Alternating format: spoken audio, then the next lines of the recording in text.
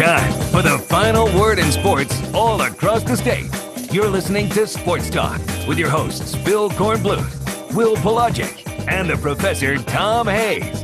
You've been waiting all day, so join the show now by calling 800-956-7266. Being on the sideline 2 years, we've been in ACC championship games, so now opportunity for me and a couple of new faces, to go out there and be the ones who actually playing and contributing during the game. So, trophies on the line. So, we're anxious and we're going to be excited and ready to play. Those guys, they played in a bunch of big games this year, playing against Notre Dame, NC State, I'm playing Virginia Tech and coming out with W's against those teams. So, obviously they have some experience themselves playing in the big games. And that coaching staff that they have, Coach Rich, he's been a part of some great teams. So I feel like they're going to do a good job of getting those guys ready and not letting the moment overwhelm them.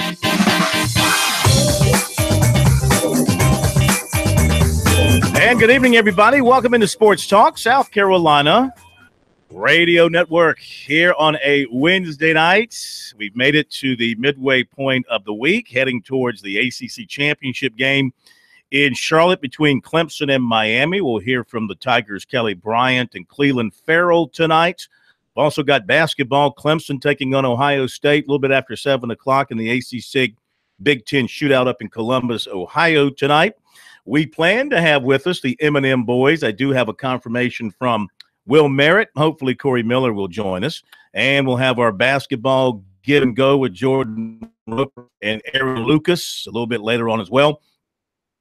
Coach Clay Hendricks, as the Paladins are preparing for round 2 for them of the FCS playoffs at Wofford on Saturday. I feel like your wardrobe needs a little bit of explaining from what happens right now. Well, I mean, people listening to us on the radio, they don't know what you're talking about. But if you're watching our video stream on YouTube, I lost a bet. Lost a bet back in August when I spoke to the Blythewood Rotary Club. Oh. Yes. My good friend, Al Montgomery. We know him as Lion Al. That's Lion for the Lions Club. Okay. Got it. He's also with the Lions Club. But I spoke to It's not like lion eyes. No, not that kind of lion. Okay. Lion, Lion. So anyway, he's a big Clemson man, and I gave my annual preseason breakdown of the Gamecocks and the Tigers and suggested that the Gamecocks would beat Clemson this year. Interesting. And so he held me to it. We made a little wager, and the wager was if I lose, I have to wear a Clemson shirt and hat on one night on Sports Talk. So those of you watching, I know Al's watching because he wants proof. Here I am. I don't own a Clemson shirt. I don't own a Clemson hat. Notice the tag is still on the sweatshirt because it's going back to Al when the show's over. But I am fulfilling my side of the bet. Now, had South Carolina won, thus I would have been a winner. I'm not sure what Al. I think Al would have had to have worn some Gamecock gear or something during the Rotary Club meeting, maybe. Perhaps we're at his office. He makes bombs. Speaking of orange, I must make an announcement that Tennessee has reached all the way down and given me a call. That interview. And you're going to go talk to him? And I'm going over there to talk to him. So what's the latest in the last hour? Last time I checked, they had reached all the way over to NC State. Yes. Well, I think he's concerned that maybe some of the schools in the SEC might be using laptops on the sidelines, so he might not take the job. Yeah, let's scare him off. Wow, what a wacky deal that thing at Tennessee's become. Here's a problem. They got nobody but themselves to blame. They're scorched earth right now because of what happened with Schiano. And we didn't talk about this on Monday because we were in the aftermath of the Palmetto Bowl, but the selection of Greg Schiano and the character assassination of him, the unjustified character assassination of him that followed, has made them a laughingstock. And no matter how much Tennessee fans, boosters, anyone connected with that program wants to try and justify it, they right now, nobody with any particular credible job or anybody who is happy with what they're doing, nobody of that ilk wants to even look at that job right now. And also it comes with the timing. We knew Butch Jones was gone. If you didn't know he was gone after that blowout that Georgia had, you knew it was gone. So people say, well, they ended the season. You knew before half the season was over that he was gone, and it took you this time to mess everything up at this point. And people don't trust the man making the hire. People don't trust the president. People don't trust the talent that's currently there in place. And in my mind, Corn, they're shooting their shot. They're going after every sitting head coach that they could possibly go after. But think about this. Before Dan Mullen was hired, the last 21 Power 5 head coaching jobs in college football were all filled by guys who were not previously sitting Power 5 head coaches. It took until Dan Mullen getting hired for them to get a sitting Power 5 coach to jump ship from one school and go directly to another. What makes Tennessee think that after bungling the Schiano hire, that they can go out and take any sitting Power 5 head coach and pluck them in there? After all that, with what the Vol Twitter mob has done, they are out of their mind. Yeah, I've just had fun sitting back on Twitter and retweeting all the different scoops. Your boy got scooped. That have been out there. Jimmy Himes got scooped, well, too. I mean, look, it's a volatile business covering coaching moves. So, we go back to Mike Gundy last night. No. Then you had reports of Chad Morris expected to interview at Tennessee, but that was shot down by Bruce Feldman. Then you get moving forward, you see that Football Scoop was reporting that Tennessee was going to meet with Chad Morris, but again, that was shot down. Then my man Jimmy Himes said the focus might be on Chad Morris, who was believed to be interviewing with Tennessee while in Dallas, while also there to interview Mike Gundy. Then it moved to Jeff Brom from Purdue, to the point where Jimmy Himes reported that a deal was close with Jeff Brom of Purdue. He said that Tennessee interviewed Chad Morris last night, but apparently favors Brom.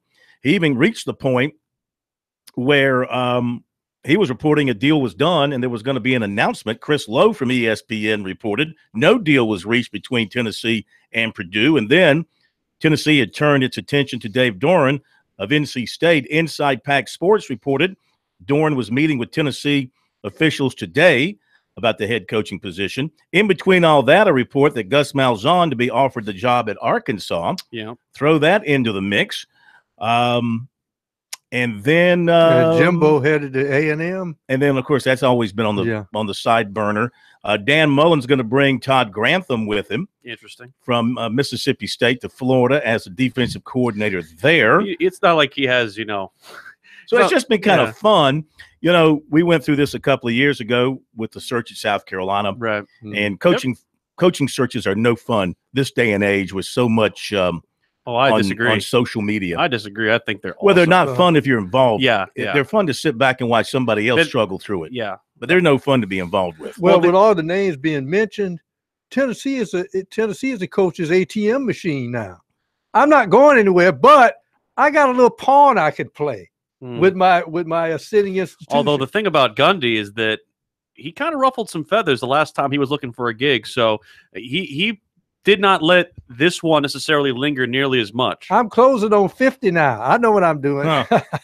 All right, 800-956-7266. If you're watching us on our YouTube feed, give me a call and tell me what you think of my Clemson get-up tonight. Maybe, it is a beautiful sweatshirt. Maybe Learfield will call and give Pro a raise after his flirtation with Tennessee. I mean, if this were just a regular non-denominational sweatshirt, it's comfortable for you. I'd keep it. A little warm in here right now. There's some here in the Midlands who might say you look a little too comfortable in that Clemson shirt. That Clemson full effect here. That Clemson, it's a hoodie.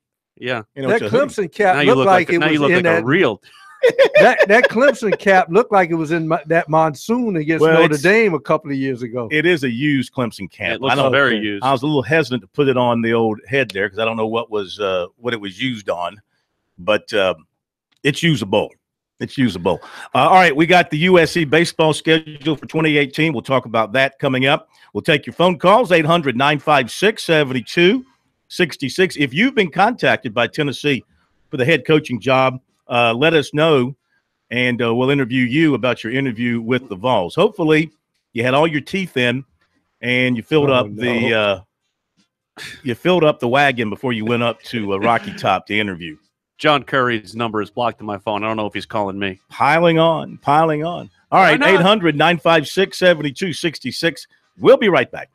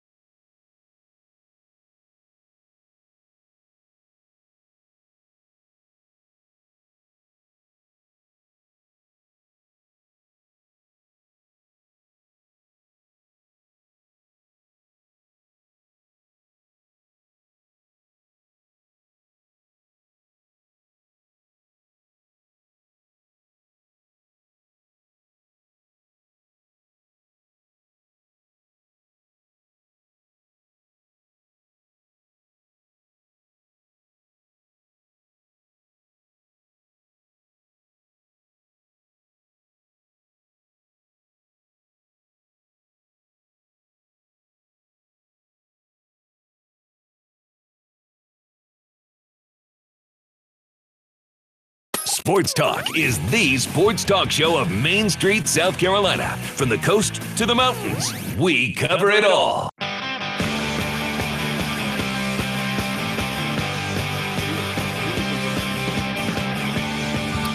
It is Sports Talk, South Carolina Radio Network, your final word in sports every night in South Carolina. Those of you turning over to us from elsewhere, welcome in.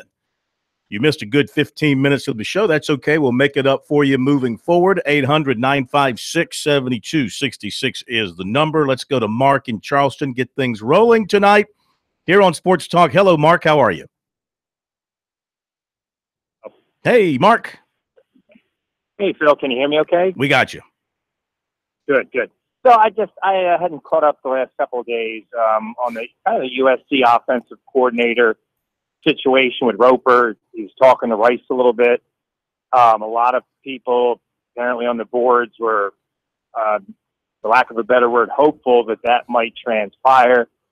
And I wouldn't use the word based on the direction of the offense, just not a trend. It's just been not happening for 2 years, and it just seems to be Muschamp's Achilles heel. And do you think something's going to happen with the coordinator position? What are you hearing?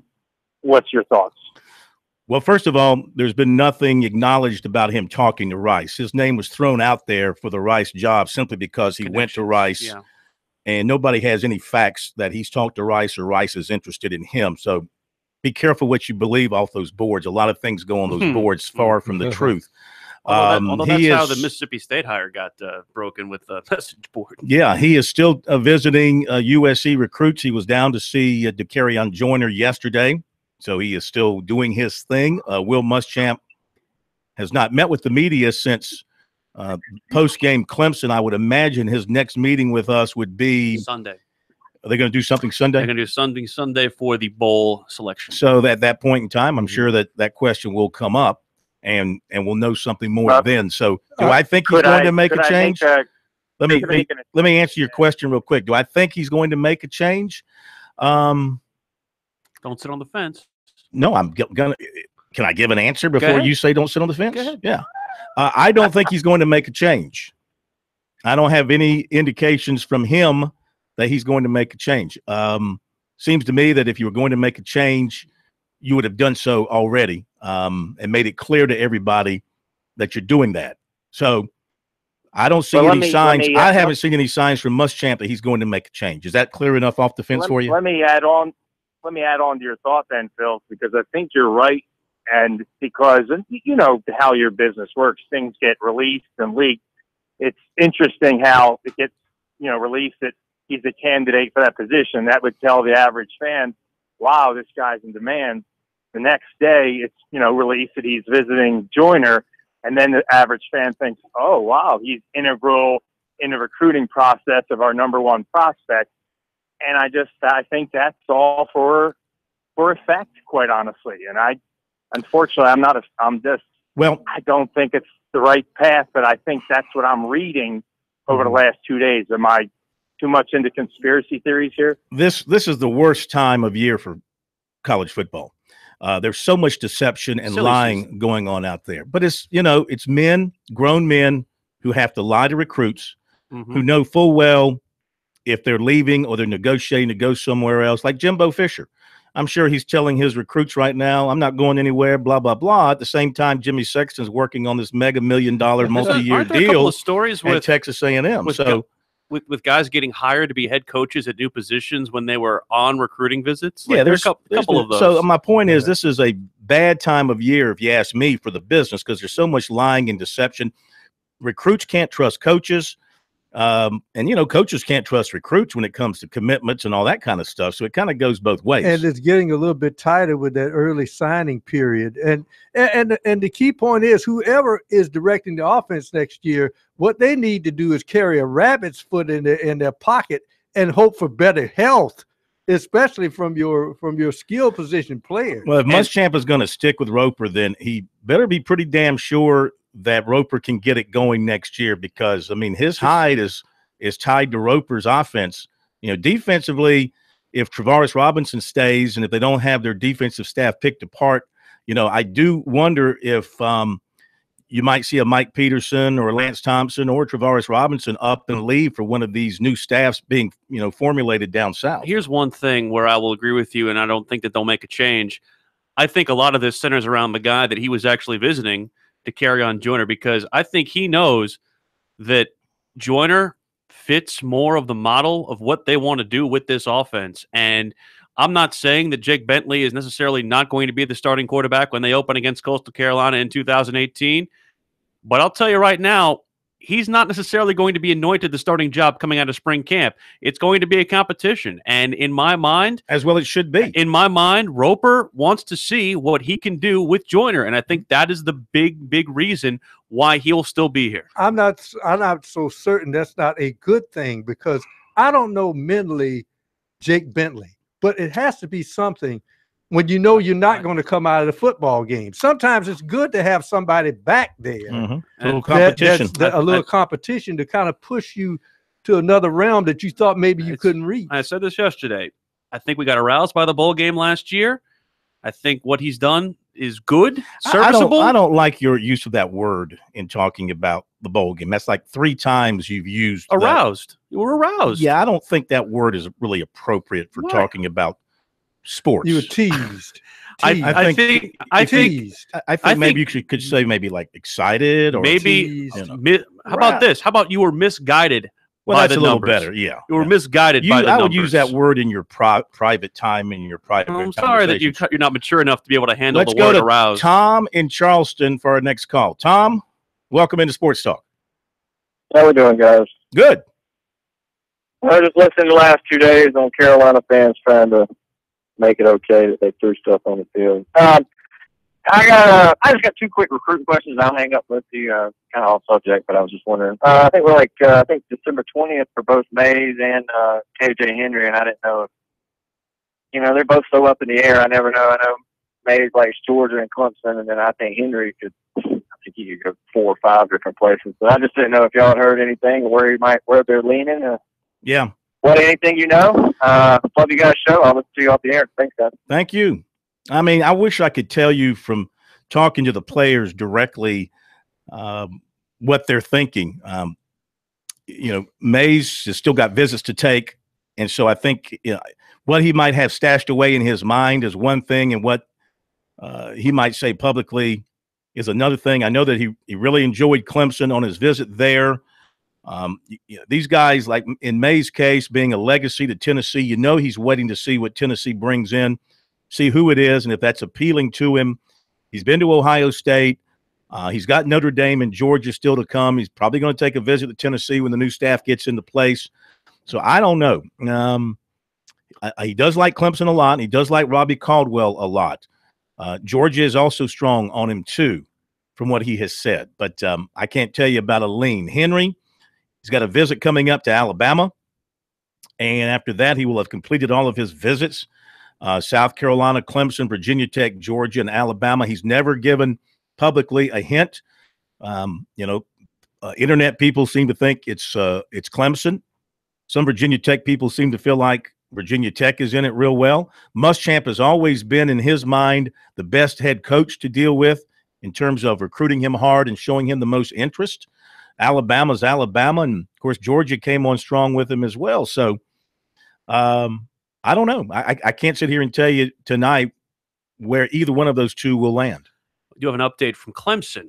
Dabo Swinney currently meeting with the media for the last time before his Friday press conference that will be joint press conference with Mark Richt. He says that it does not look like Trey Lamar will be ready for Saturday's game. That shoulder must be worse off than originally thought. Well, you talked about recruiting. A lot of these guys we're following are going to be playing, I guess, in these postseason all-star games. Mm-hmm. In my mind, would you advise that kid to just sign early? Because if he gets tweaked in one of those games and they haven't signed yet, what happens then? You mean like injured? Yes. No, I mean with Taj Boyd, if I'm not mistaken, Taj Boyd played in the Army All-American game on a torn ACL, and Clemson still signed him. I don't think it really matters. To be quite honest with you, if you're one of those kind of players, they get you healthy and get you ready to go. All right, we'll continue in just a moment here on Sports Talk.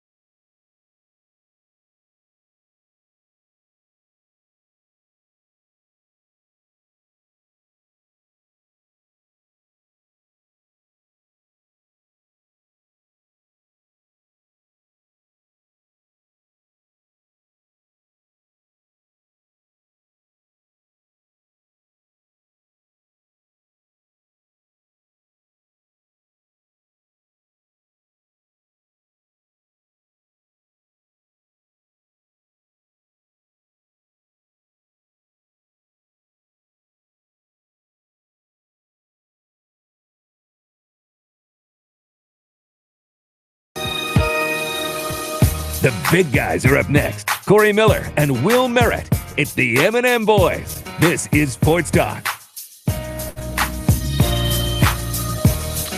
Indeed, it is Sports Talk with the M&M Boys. I think you should tell them about the fact that you're having to pay up a little bit. We'll do that. Will Merritt joining us, former Tiger standout. Corey Miller, former Gamecock great. And yes, Will, I am decked out in all orange tonight. Head to waist. Lost a bet, so I had to wear Clemson orange tonight. Clemson cap, Clemson sweatshirt. That would be a beautiful sight, and I would love to see it, and I hope pictures are being taken. They have been. Go to our YouTube feed. You'll be able to look at the whole thing if you want to stare at me in orange. I don't own a single orange thing, so you own some peach, though. I had to borrow. Do you have some peach? I think Corey Miller would look good in orange. It'd be a lot of orange. Hey, Pastor, I'm just proud of you for showing up tonight. I had my doubts, but here you are. I'm going to give you the floor first to explain what happened. The debacle, you mean? Yes, the debacle of rivalry week. Yes. It was just a horrible game for the Gamecocks. I mean, they didn't play well at all.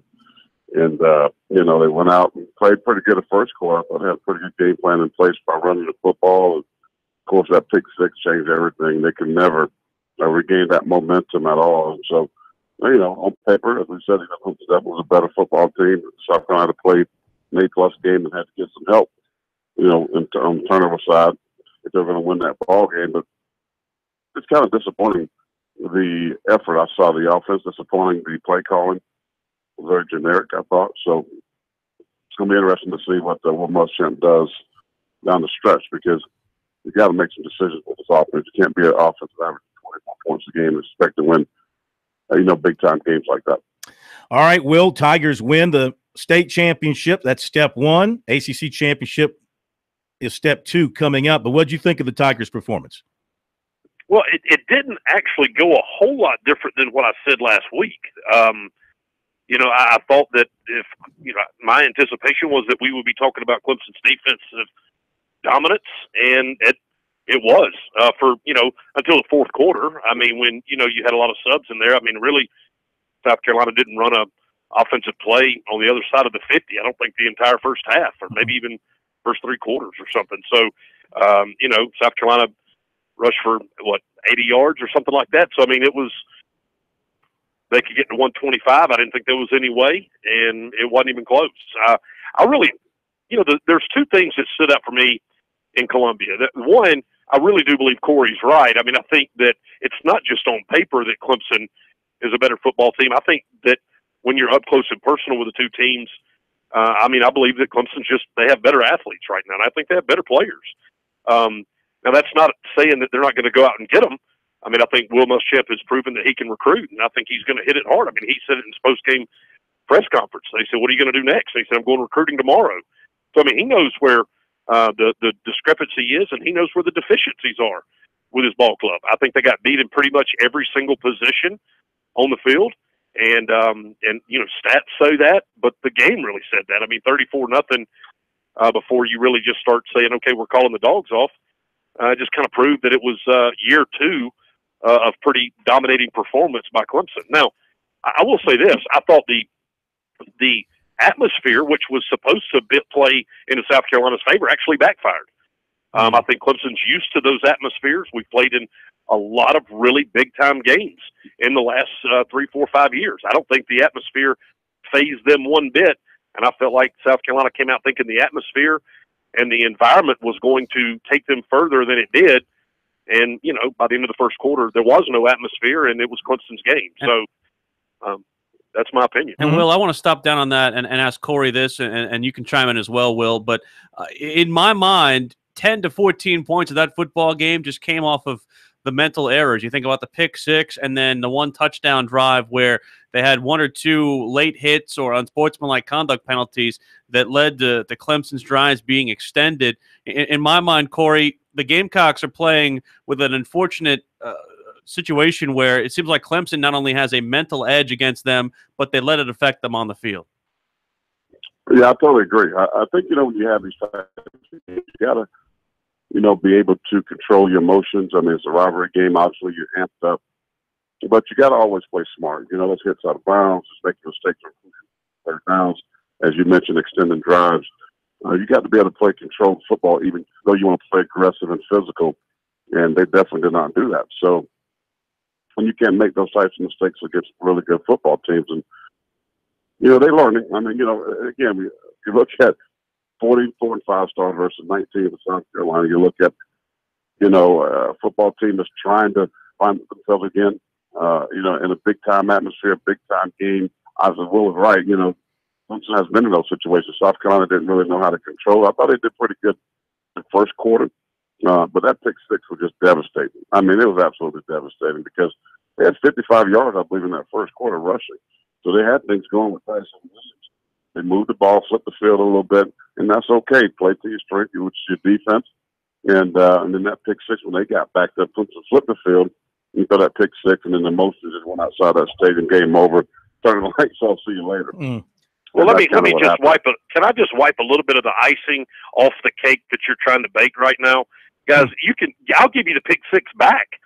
It still doesn't matter. I mean, Clemson had 27 first downs in the game. And my point is to change the momentum of the game. You're 0-0. Yeah, but there's a lot of momentum changing in every game. I mean, no, you can't. That's a big difference when that momentum swing changes. I'm not saying they would have won the game.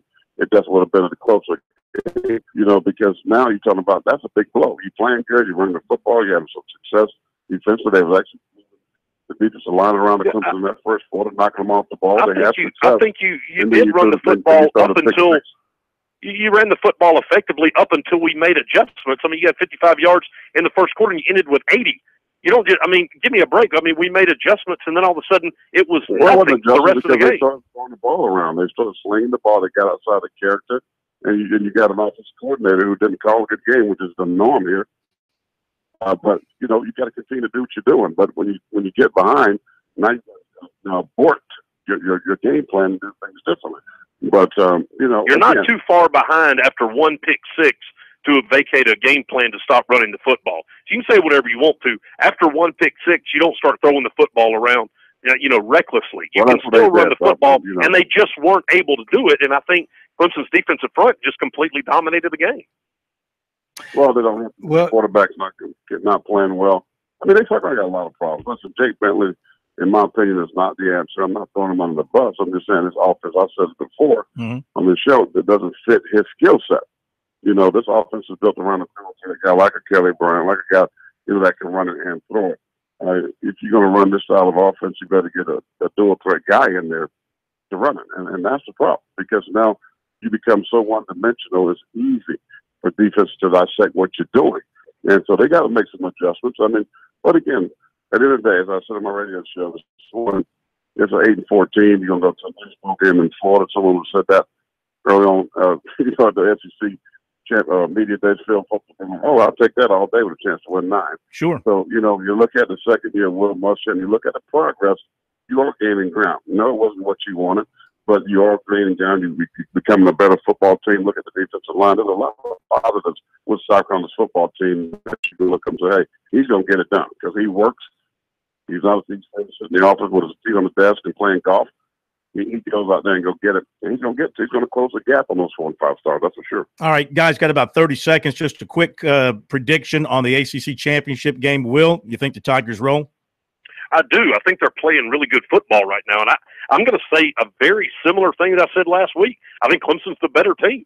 I just really do. I think they're better than Miami.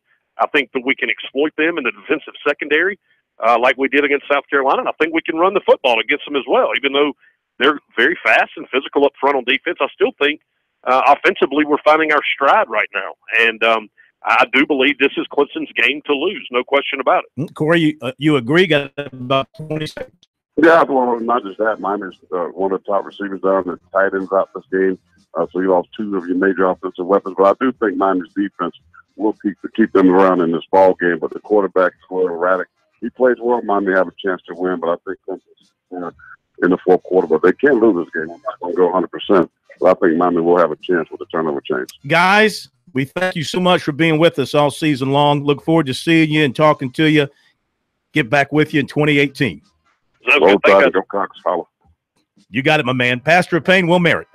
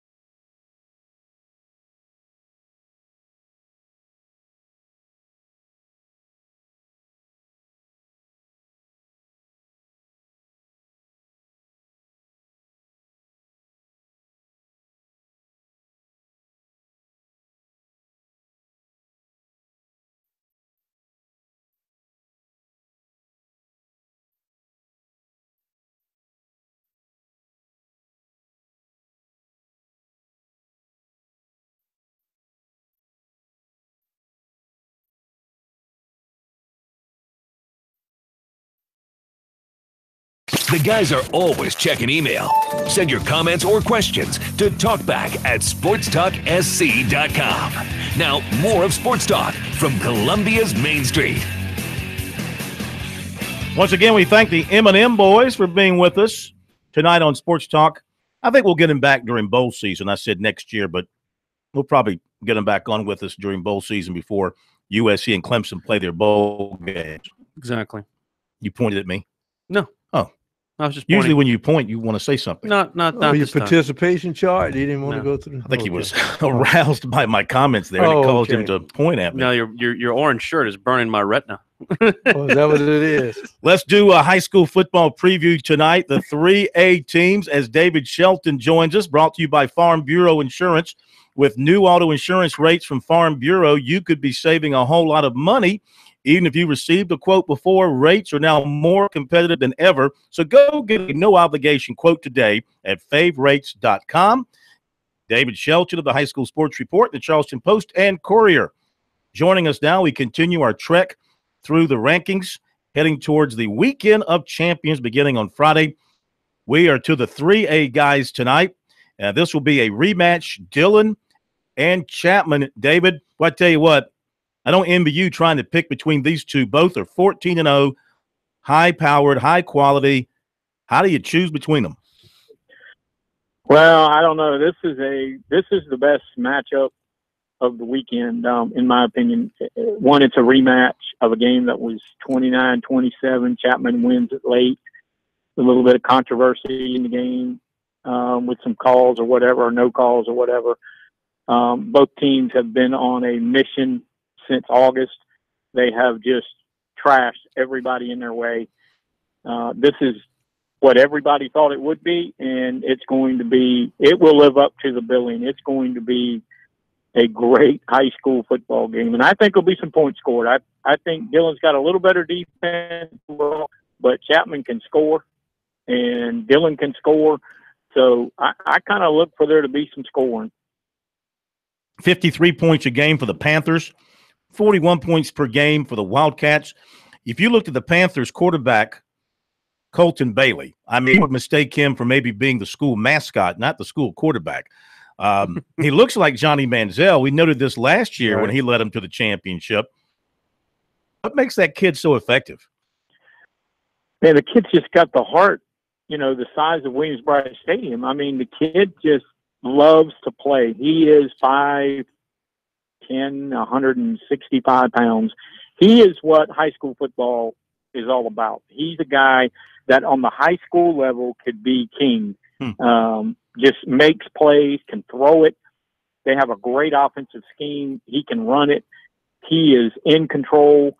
I mean, he's just so much fun to watch. He really does play like Manziel. And facially, he looks like Manziel. I mean, that's a very good comparison. I mean, you see him sitting up there Monday at that table, and if you were sitting far away, you'd be like, what's Johnny Manziel sitting there for? Of course, Johnny Manziel wasn't throwing out, Colton wasn't throwing out $100 bills and stuff like that. But, but the Colton is just, he is the guy that everybody just pulls for. And there's so many people that are just ticked off that he didn't make the Shrine Bowl. Well, that's a little different thing going on up there.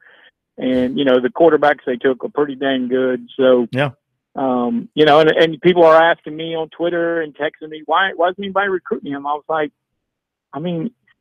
it's hard to translate his game to the next level because of his size. But I'll tell you this. If there was ever a quote-unquote Rudy, at the college, this guy, I would not count him out. He's just a winner. He's just a great football player. I know I sit in a room full of three skeptics. And the question involving head coach of Dillon, Jackie Hayes, he said to us earlier this week that he felt the need to prove the skeptics wrong about this team. Were you one of the skeptics? And do you feel like you've been proven wrong about this Dillon Wildcat squad? No, I wasn't a skeptic. I thought they would go undefeated in the regular season. I thought they would be in the state championship game. I think some people, when they went to play Gilbert in the second round, Gilbert was having an undefeated season, a really explosive offense with a lot of weapons. I think some people said, you know what, this is going to be the end of Dylan's run. Gilbert's going to get him. Well, that didn't turn out so great. I mean, I think Dylan was up 42-0 at one point. So, you know, you got to be careful what you ask for when you ask for Dylan, because those cats bring it. Defensively, they're very solid. They do enough offensively. They've got good balance. No, I thought they would be in the finals. I mean, I said in August it was going to be Chapman and Dylan, and you know, that's probably the only one I got right out of all the classifications. But I don't think there was any doubt. I thought Dylan was. Now, some people still doubt Dylan because of their schedule, but you know what, Chapman, other than Newberry and a couple others, I mean, I think they both played good enough teams. I mean, it's 6 of one, half a dozen the other. They're both very good. Well, in this matchup, early indication when you're watching right as they kick it off, what trends are you looking for? Who gets the upper hand early in this football game? Well, I think it's important that Dylan's defense gets a stop or two early. If Chapman, you know, for instance, takes the opening kickoff or their first possession, whatever, whether it's after a punt or after Dylan scores or whatever, if Chapman goes down the field, bam, bam, bam, like they do on everybody else, and scores, you know, in 6 plays and goes 80 yards and throw it all over the field and run it. And, you know, they do have really good skill people, not just Colton. I think that's the test. I think if Dylan pops them around a little bit, slows them down, and maybe in the first quarter holds them scoreless, I think you're going to see Dylan, you know, find a way to win. But again, I mean, Chapman just finds ways. I mean, they can score. They got about an 1,800-yard rusher. They got good receivers. They got Colton Bailey. You know, they're very good. But I think Dylan's defense is better than Chapman's defense. So, you know, I think Chapman will have a harder time stopping Dylan's offense if Dylan doesn't turn the ball over. Dylan turned it over last year. It was not a good night offensively for them. But you got a different quarterback, and it's a little team, and they haven't been turning it over. So, you know, assuming they play the script and Chapman plays the script, you know, I think Dylan's got a real shot. Does Chapman really get a snap off in 2 seconds after the ball is set in play? Yeah. I mean, 2.4. I mean, I've seen some crazy numbers on Twitter during the season. It's like, you know, Chapman just ran, you know, 4 plays in 33 seconds. And, you know, that's including the play itself. So that takes, you know, 6 or 7 seconds. So yeah, they're going to go up tempo. I mean, they are like what is football? 48 minutes of hell. You know, it's the old Arkansas basketball. I mean, they go and they are effective, and Dylan's got to keep up with them. But like I said, if Dylan can, you know, force a stop and get the ball back and maybe use some clock, I mean, they got to put the pressure on Chapman because Chapman's going to play free. And the thing about Chapman, if you go watch him on film, like on Huddle, they just play so free. I mean, they're so free and loose, and they're having fun. I mean, literally, it looks like they're in the backyard just playing football. And it's fun to watch. I mean, it's impressive. All right. Give us the pick. Oh, boy. I've been going back and forth. This is Wednesday. I do reserve the right to change my pick by Saturday. But I just feel like Dylan is going to win. I'm not sure why totally, but I think Dylan's going to win a shootout, you know, a 41-38 type game. And I'll say this, whoever wins is going to be a shootout. I'm more confident in saying what type of game it will be than who will win, because they are so closely matched. And then you know, you got to look at it. If Dylan wins the state championship, you know, will Jackie Hayes continue to do this? And I still say he's going to run for governor at some point. So yeah. He can't coach football and run for governor. We'll get him on the football filibuster then if he. That's right. He becomes governor. He can join us for the football filibuster. Go up against Jim Hodges or Alan Wilson. Well, I can tell you this, with his football knowledge, he'd blow those cats away. All right, David. Thank you much, man. Enjoy the night. We'll talk to you tomorrow about the 4As. Okay, man. Take care. David Shelton, High School Sports Report, with us here on Sports Talk. By the way, Lamar Jackson of Louisville was named the ACC Player of the Year. NC State's Bradley Chubb was named the league's Defensive Player of the Year. Okay. Anybody got any arguments with that? No. I would take issue more with Chubb, but we'll discuss it in the second hour, and we'll be back.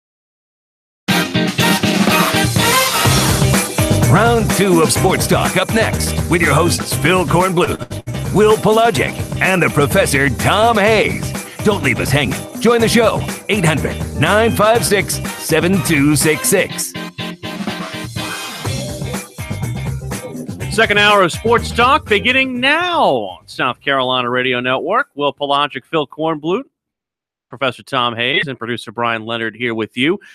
Jam-packed second hour for you. We're going to talk to 2 members of the Clemson football team as they get ready for their ACC championship game coming up against Miami, the quarterback Kelly Bryant and defensive end Cleland Farrell, who is among those, of course, who was part of the first team All-ACC honoree that was made earlier this week by the folks who are ACC media and ACC coaches. So a good thing for him. And I also found that not lost on me, that those 6 honorees for Clemson all came from the offensive and defensive lines combined. That's something that was not lost on me about how this team is really built from the trenches on outward. It's interesting how people look at football and they always gravitate, and quite frankly, and so be it, following the football. But we all know when it comes down to it, if you wanted to be great at one area of football, to know that your football team is going to be in every football game, it's what's up front that counts. Again, we'll talk to both Bryant and Cleland Farrell. Also, we're going to talk a little bit Furman with head coach Clay Hendricks of the Paladins as they get ready for their second-round FCS playoff game with the Wofford Terriers, a rematch from the opening week of the season that the Terriers won with a slim margin. But before we do anything involving the football, we will do some stuff with the round ball. They're playing basketball. We love that basketball. They're playing basketball. We love that basketball. They're playing basketball. We love that basketball. Okay, we're back at Sports Talk, South Carolina Radio Network. Why do I feel like we're off time-wise here? Because I opened talking about football while you were trying to get back in the building after going and getting a tea. I was locked out. I left my key at my little fob, had no phone, had to wait for somebody who lives in the building to come in so I could follow in. So we vamped about football for a couple minutes, and then I started the basketball. Well, I noticed that nobody came out looking for me. So played the music. Thank you for your concern. The king in the building. I was throwing rocks up against the window. You didn't hear that? I thought maybe someone had gotten on you for wearing that orange around, maybe. Yeah, Jordan Roper would be smiling from ear to ear if he could see me now. Jordan, Aaron would be frowning. I'm dressed in orange tonight. Lost a bet, Jordan, so I'm having to sport the Clemson colors. Sounds like you're very fashionable tonight. I look like the true Tiger fan. Good to have you with us. Also, Aaron Lucas, former Gamecock, is with us. Good to have you two here. So, Jordan, let's start with you because the Tigers are going to be tipping it off here momentarily up at Ohio State. Break it down for us tonight. How do you like this matchup for the Tigers? I like the matchup for the Tigers so far. I think that we actually have, numbers-wise, we have a pretty big team. And, it's Big Ten basketball. Usually it's a lot of big guys out there. Like I said last week, I think we're playing good basketball. We're moving forward in the right direction. So I think it'll be a good game. And, I'm going to go with the Tigers either way. But, Ohio State, they're a solid program. They produce a good number of players. And it'll be interesting to see. I'm definitely watching. Coming off the loss to Temple, and the Tigers turned around and they beat Texas Southern, but only beat them by 7. Do you see there in the last couple of games in the overall performance, considering a loss and then a close win at home over a team that you were expected to handle pretty easily? Yeah, well, if you watch most of the game, we had a pretty sizable lead at certain points, but yeah, they definitely got back into the game, and we didn't win it by as much as we wanted to. But that's college basketball. A win is a win. And, I mean, Texas Southern, I mean, I think we played them twice when I was at Clemson. They're a solid team. They do a lot of good things offensively. And, like I said, a win is a win. Moving forward, that momentum, you want to carry that forward. That'll do good things for your team. Aaron, South Carolina had a significant drought in the opening half against FIU, but then found their sea legs in Miami to beat the Golden Panthers by 17. Any concern about the kind of first half lull that they had to play themselves through? No, again, with the team early on in the season, trying to develop that chemistry and really start to figure each other out. I think one of those things where you're going to have those moments, and I think it was a good moment for them to have and battle through and learn to grow together as a team. The one thing that may only be a concern is that those starters got a lot of time on the floor, so hopefully going on the bench will be able to support that a little bit better. They play a Temple team coming up tomorrow at Madison Square Garden that I saw play Clemson. I think it's a better matchup for South Carolina because of the experience that they have inside, but I do think this will be something where their interior defense is going to have to be on point because Temple loves to go inside out. How do you feel about the matchup with Temple coming up tomorrow at the Garden? Again, I think it's Temple's a very solid team. They have been over the last couple of years, of course, slowly developing as a program again. And I had an opportunity to watch a little bit of that Clemson game, and yes, they do pound the ball inside. They're very solid on defense, so I think this will be another good test for the Gamecocks. Aaron, talking about the Gamecocks, their win down at FIU, very solid win, had a big lead early, saw it slip away, then they pulled away, and Chris Silva really turned in the kind of performance that I think people certainly want to see from him, 26 points and I think 10 rebounds. What did you see from him? Was it just his activity running up and down the floor? And is this the kind of thing that can jumpstart him into a big run here? Well, again, I think it's an opportunity for him to, be a little bit more aggressive. I think in the beginning, first couple games, he was just trying to feel himself out again with his teammates. Of course, foul trouble has always been a concern.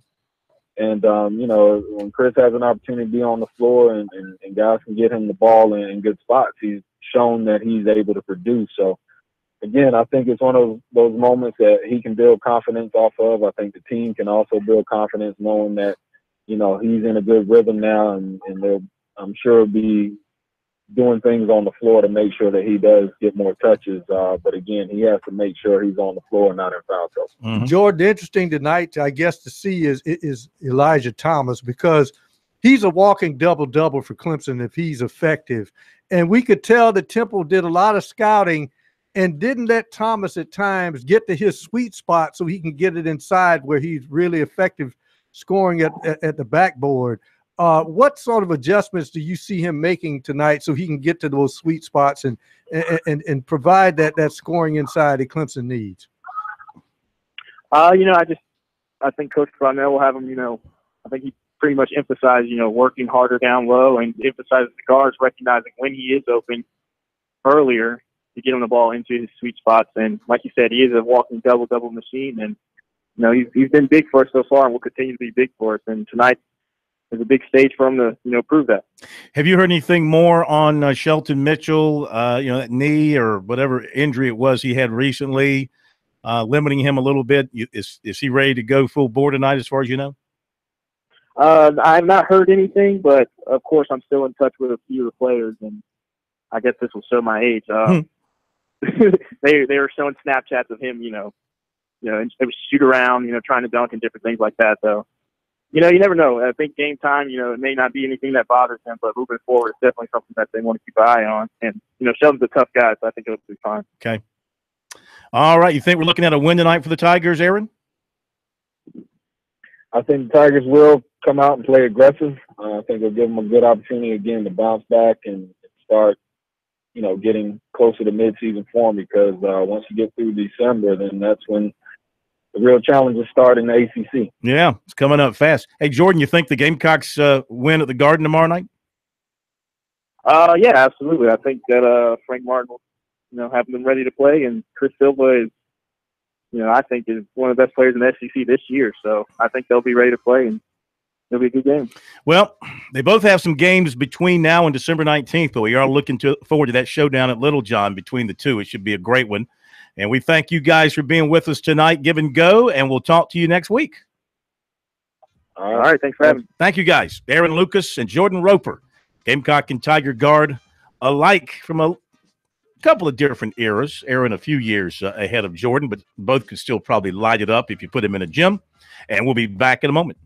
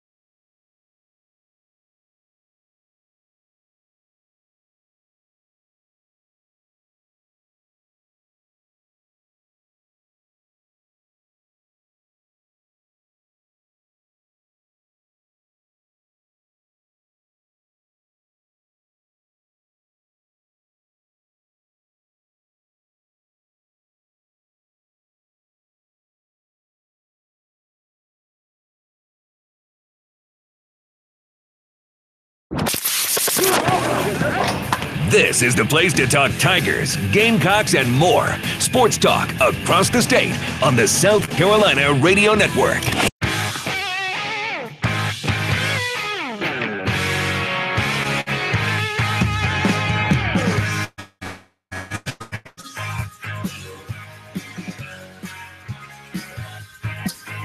Back we are, Sports Talk South Carolina Radio Network, 800-956-7266 Here's the phone number. We got time for more of your phone calls now as we have whipped through a bunch of different stuff over the last little bit. I want to remind you, we've got the North-South Touchstone Energy Bowl coming up on December the 9th. You can order your tickets in advance online at touchstoneenergybowl.com. Get those tickets in hand so you can be there. At halftime, we have the naming of Mr. Football. That's always exciting. Also, the good folks at Touchstone Energy are giving away 2 tickets to the game. You've got until Friday to register. 2 tickets, a $100 Visa gift card, a free Touchstone Energy merchandise. All that to the winner. Get your entry in by December the 1st. By the way, tomorrow night we'll be over at Seawells in Columbia. It's the annual Palmetto Champions Award Banquet, so we'll be there with Sports Talk. Leading up to that, until I'll be there till about 7:20 or so, then I can go inside for the banquet. So we'll have plenty of good stuff for you from there tomorrow night. We'll miss you. And then Friday over at the 1A and 2A championships at Benedict after going to Charlotte for the ACC championship press conference. So we got a lot of good stuff coming your way here on Sports Talk. Let me give you the recruiting report for tonight, then back to your phone calls. Then we'll hear from Kelly Bryant. Update on defensive end Dorian Gerald of Florence in the College of the Canyons Junior College in California. He was at USC Saturday. He was riding with a friend, so he got there late and left early because the friend was ready to go. Did not get a chance to talk to the coaches while he was there. He did talk to them after the game on the phone. They rang him up, and they wanted him to hang around and come in and visit, but he had to leave. It was out of his control, yeah. But despite that, he said he had a good time. He was impressed by the atmosphere. Also impressive to him, apparently some Gamecock players reached out to him and expressed their desire for him to join the program. He was impressed by that. Had an in-home visit with Syracuse Monday. Rich Rodriguez of Arizona was in today. Texas Tech might be in line for an official visit as well. He's expecting USC's Lance Thompson to come out to visit him maybe this week. And, of course, he has been a loose commitment to Tennessee here lately. With all the things going on there, he's definitely less than 100% committed. He says it feels a lot looser, referring to his commitment. He'll take an official to Louisville December the 8th. He has also talked with Texas A&M about coming out once the new coach is hired there, and he plans an official back to USC at some point. Defensive back Israel Mukuamu of Bossier City, Louisiana, expecting a visit from Florida State this week and one from USC recruiter Travaris Robinson on Monday. Defensive end Jarrett Jackson of Palm Beach Gardens, Florida, had an in-home visit this week with Louisville coach Bobby Petrino. He's a Cardinal commitment, but he's still looking at other options. He has taken officials to USC in Texas. He'll visit Louisville December the 8th. He's also considering a visit to Pitt. He said USC is scheduled to visit him on Friday. He's been talking to Will Muschamp, Lance Thompson, and Travaris Robinson. He will be an early signee.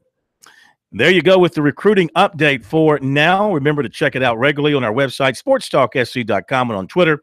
Use the hashtag STRecruiting. To Billy in Myrtle Beach or Surfside Beach. Which one was it?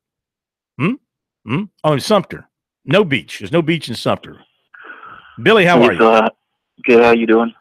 No, I'm sweating. I'm sweating like a I don't know what I'm sweating like. It's like a Clemson Tiger. I got this old sweatshirt on. But anyway, go ahead. I don't need to hear all that, but I got a comment and I got 2 questions for you, and I'll hang up and listen.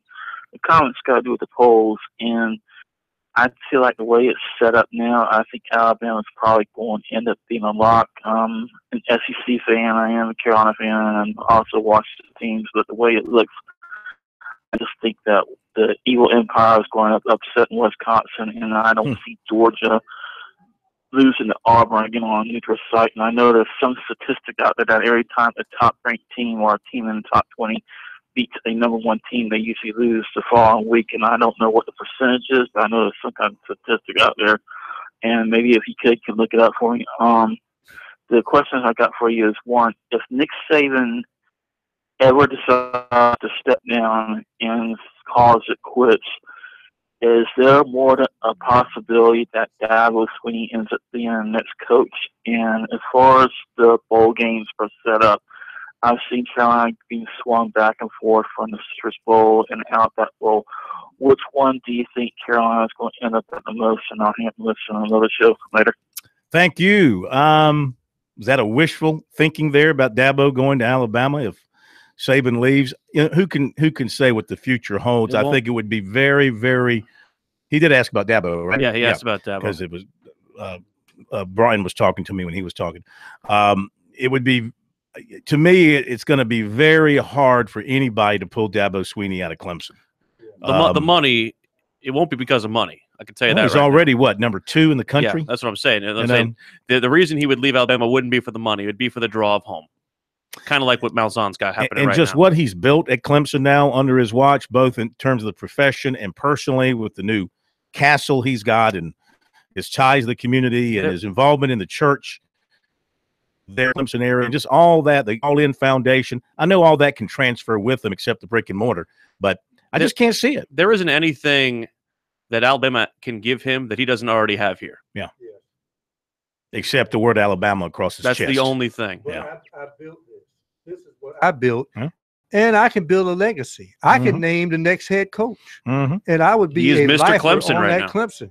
He's, you know, you've had your home. That's where your alma mater was. You love your alma mater. Plus, but look, I built this. This is mine.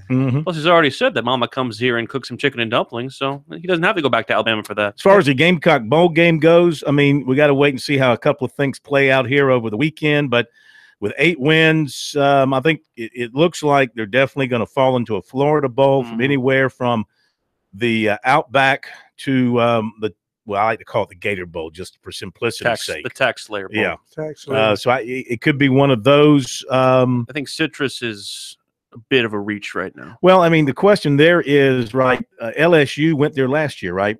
Would you bring them back again? You know, they don't like to bring in teams in consecutive years. So I don't know that they would do if they pass on LSU, South Carolina could slide up into there. Mississippi State? Well, without quarterback too. Remember, True. they're not as exciting. They're not as appealing. Though I did think their backup did a nice job when Fitzgerald went down. He did under trying circumstances. I tell you, the thing about the bowl things, people try to get caught up in so much about these teams. A lot of it has to do with whether or not the fan base would travel. And I'm not saying South Carolina wouldn't travel now, but you know, a lot of these fan bases and a lot of these bowls, the decision is not always necessarily made up with, you know, which team is better. It's all about which fan base is going to spend the money. Ohio State up on Clemson 7 minutes in, 17-7. And that guy Bates Job for Ohio State, he basically is like a Dante Grantham type, where he's a big guy who can go out and shoot, and he is torching 17-9 now. Also, he asked about Auburn. I don't think there's a problem. I think Auburn can beat Georgia a second time. Oh yeah, absolutely. They are tremendous because of their defensive front. All right, quickly, Scott Impelian, welcome to Sports Talk tonight. How are you? Hey, Bill. How are you? Good. I wanted to ask you a question. Okay.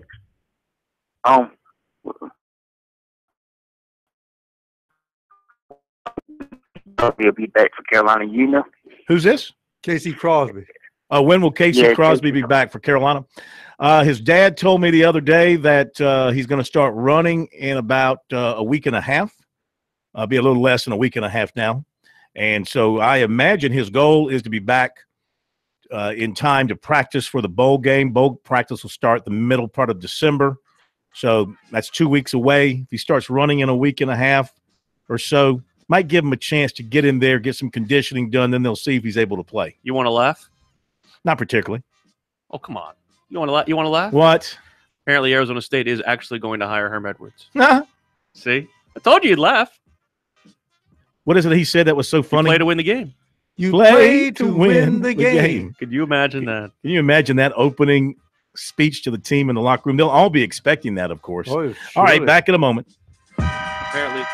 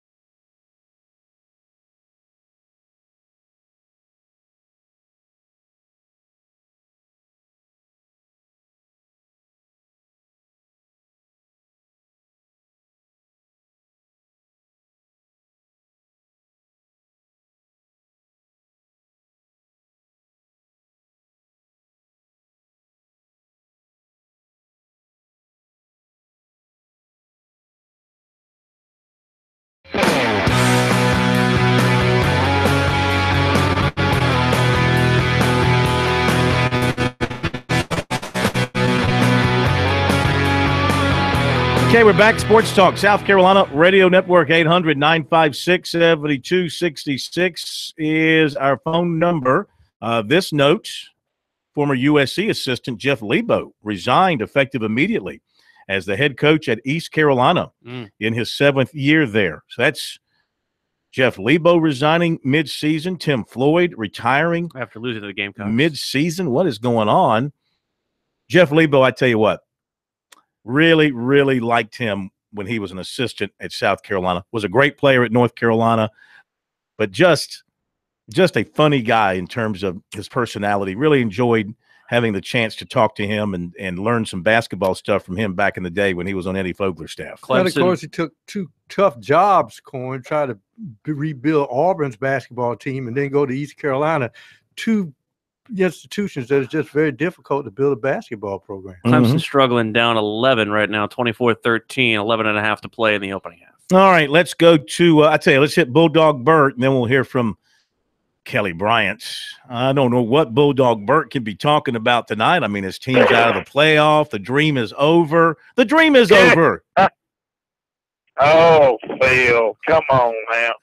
Ain't y'all getting ready for a Miami-Georgia matchup in the Final Four? That's what's going to happen this weekend. I'm telling you. Oh, that would be your worst nightmare. We're at home. We ain't got to go down to that dump of a stadium, Jordan Hare, and play them mangy Tigers down there from the plains. We're going to have them at home. Well, I think the last time you were in this situation, you came up about 2 yards short. Did you not? That ain't happening again. Bobo's been confined to Colorado State. Wow. So you really think you're going to beat the hottest team in the country? I mean, Auburn is, without question, the hottest team in the country. All right, they just took Nick Saban out to the outhouse, pulled down his pants, and made his buttocks red. Now, something that I don't think Georgia could even think about doing. Yeah, well, I'm not going to say because we haven't played Alabama yet, but we may play them in the Final Four. We will see. And they're coming. Isn't the national championship going to be in Atlanta this year? Indeed. Oh, wow. You know, we got an easy road to get that national crown, you know. Like I told you at the first of the year, remember I told you the first show you had for the college football show, who would be back in number 1? The University of Georgia. Bert, short-lived. I just want to know if you're confusing Gatorade for moonshine again. That's all. Hey, I'll tell you what, Bert. I'll tell you what. Wood alcohol. Tonight, I don't know if you're watching our stream on YouTube, but yes. I am decked out in orange. I'm decked out in orange, okay? I'm decked out in orange. I lost a bet.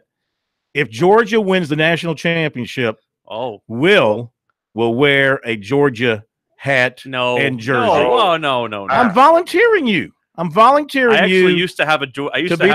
I used to have a Georgia polo that I gave away. I'm sure you did, and I'm sure that you could call Mark Rick right now and he'd send you one of his. It is interesting what Bert says because Georgia, if they do get into the playoff, and they would have created the monster that could bring them down because you ran Mark Richt off to his alma mater. I'd love to see that. And then he's standing right there. I'm here. I'm sorry. Clemson is not going to let that happen. No. Little something called Clemson in the way there, big boy. Little something called Clemson. And you don't want to see the Tigers. Appreciate the call, Bert. Bert, you gone? I guess he's gone. Yeah, Bert heard Clemson, and he. One more. See, my dream national championship game would be Clemson, Georgia, in Atlanta. Do you know how wild Atlanta would be with that game? Another note on we were talking about Herm Edwards before the break. Under 500 with the Jets, under 500 by 16 games with Kansas City. Never coached at the college level. And oh, by the way, the guy who's the AD at Arizona State used to be his agent when he played in the NFL. 24-19, Ohio State is leading Clemson, 8:26, and a moving first half clock. A little play-by-play there. For Clemson, thus far with 6 points is Reed.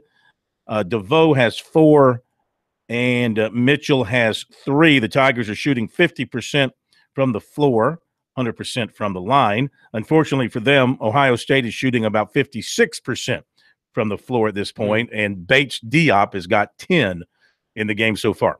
All right, back to Clemson football, getting ready for the ACC championship game.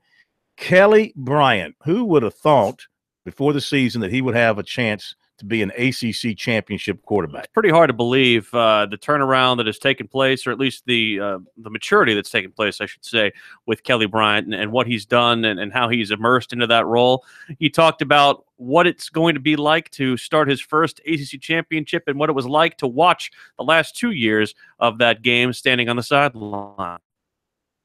Years, we've been in ACC championship game, so now it's an opportunity for me and a couple of new faces, to go out there and be the ones who actually playing and contributing during the game. So, trophies on the line. So, we're anxious and we're going to be excited and ready to play. You're 11-0. It's many games that you've started and been able to finish, or at least finish healthy. What does that say about Kelly Bryant and kind of the way you've told all the haters to go away? Well, I feel like I answered some of the questions going in. Not many people would have predicted that we would be in the situation that we are in right now, being that we lost a lot of people.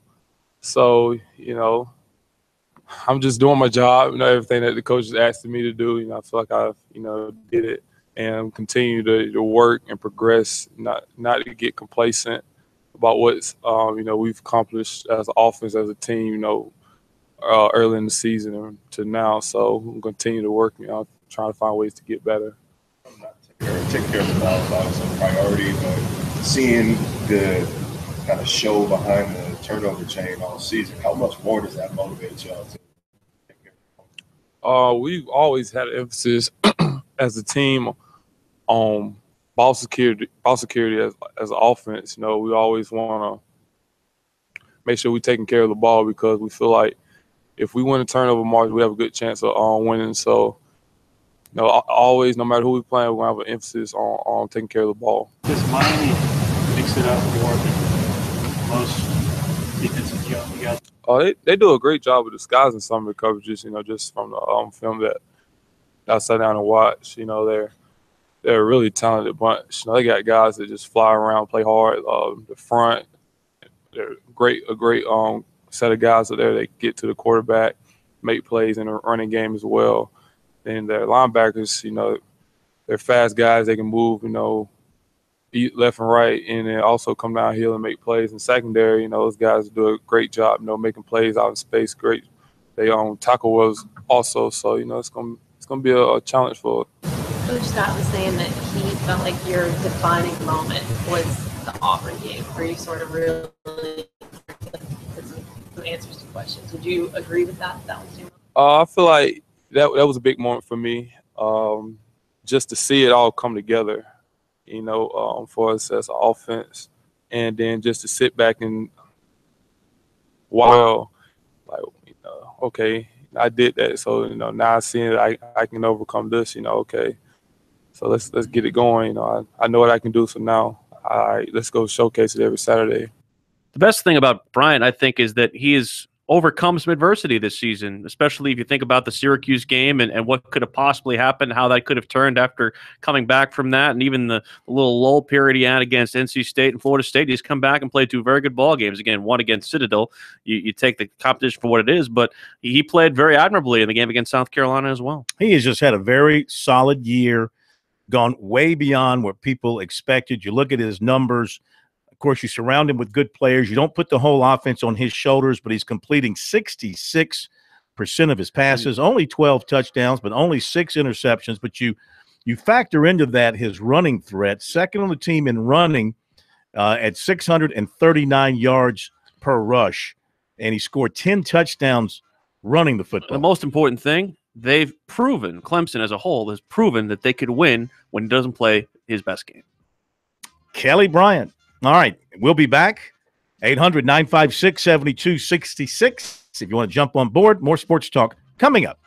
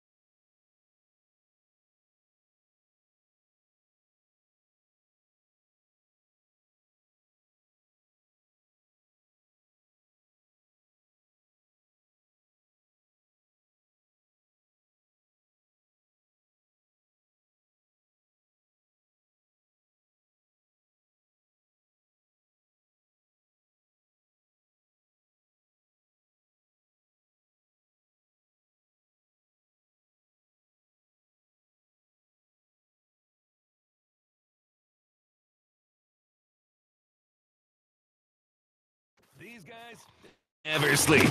Check them out on the web at SportsTalkSC.com. Now, more of Sports Talk on the South Carolina Radio Network.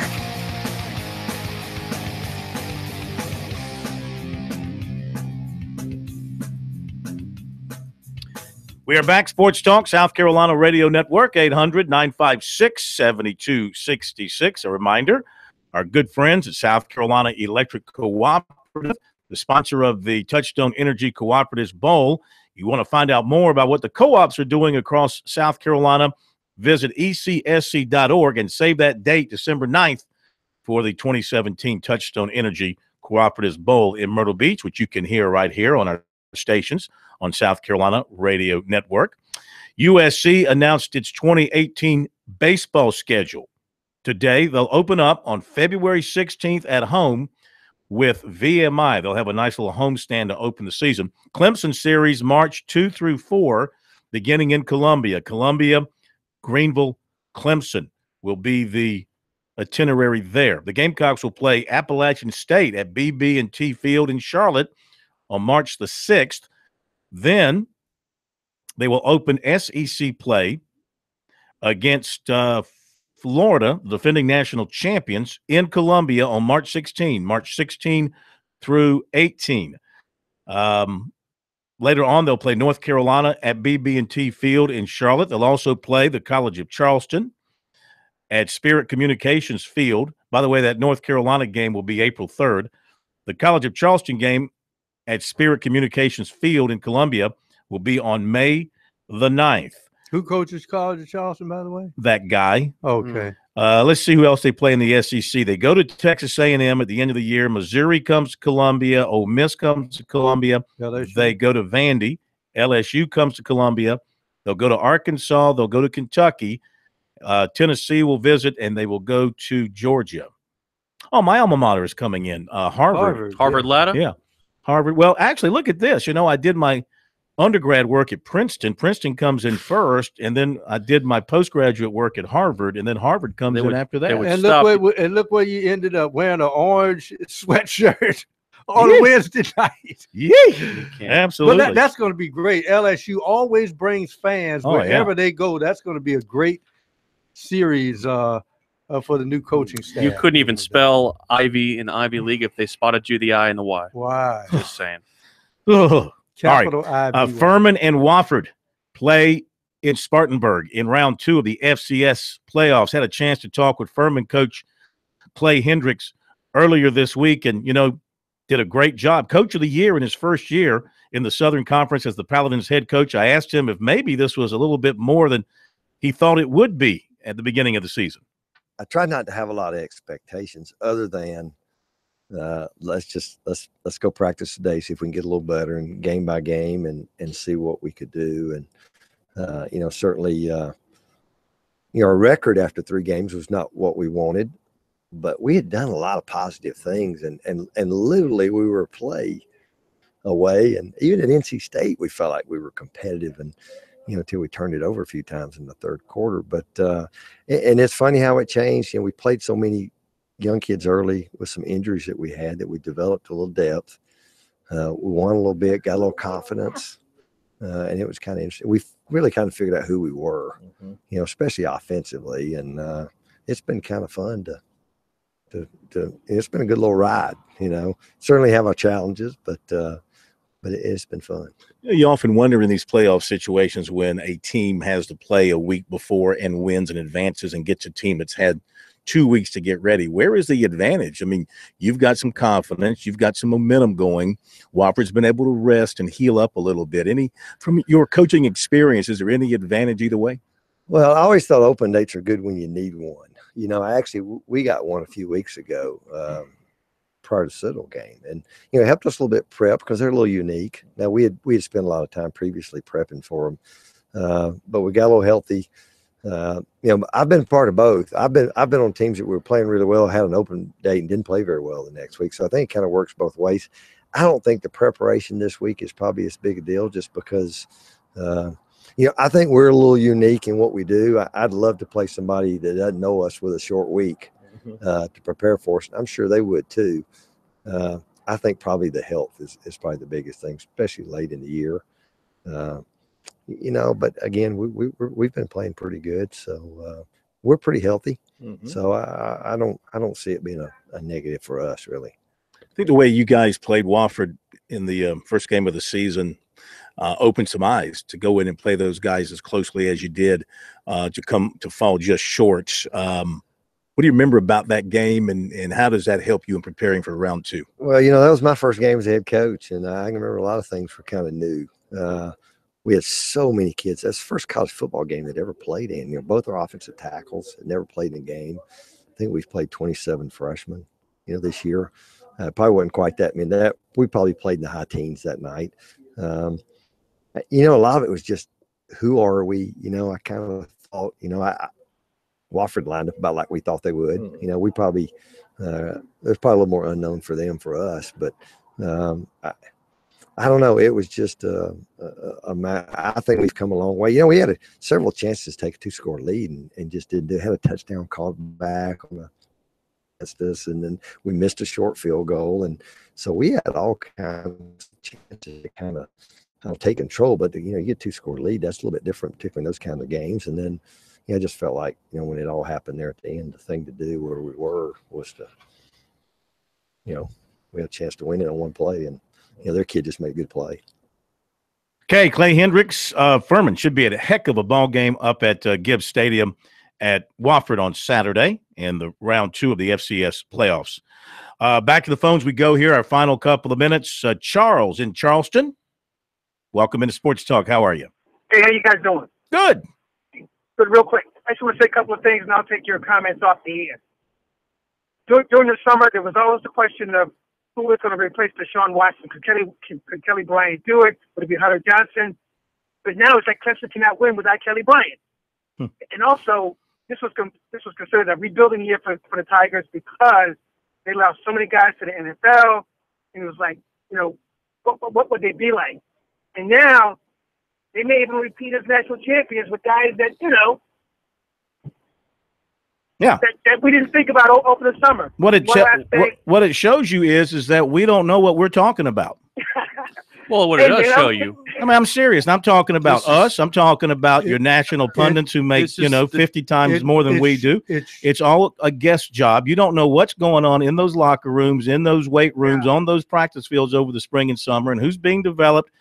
There wasn't a single person I talked to in the spring and summer, and I'm talking about football people who I trust, who said Kelly Bryant could become a good enough passer to make Clemson's offense go. Nobody thought he could do it. Because they saw what was coming back up front. Yeah, as I said before, give me a mediocre back four and a tremendous front four, and I take that anytime. I want the horses up front. That did not change. It's the facet that he has built. Dabo has a program instead of building a team. There's a difference between building a team and building a program. South Carolina's got to build a good team before they build a program.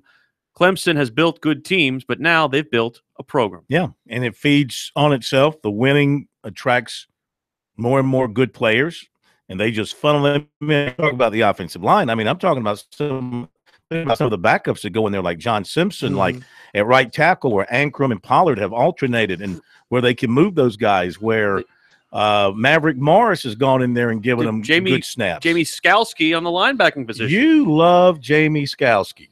Not necessarily. No, I think you do. You keep mentioning Jamie Skalski anytime we talk about he led them in tackles 2 weeks ago. But this is where that was still someone's got to make the tackles. But we talk about talent. We got to talk about coaching. We said that they had to take Kelly Bryant and tell him, you are not Deshaun Watson. This is who you are. Play within your character.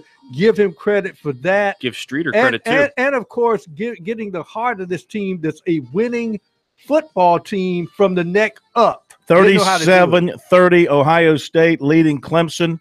13 seconds to go in the half. Shelton Mitchell has 10 for the Tigers. I hope you have something underneath that orange sweater of yours. Sweat, I can tell you that. It's hot in this thing. Have a great night, everybody. We'll see you tomorrow.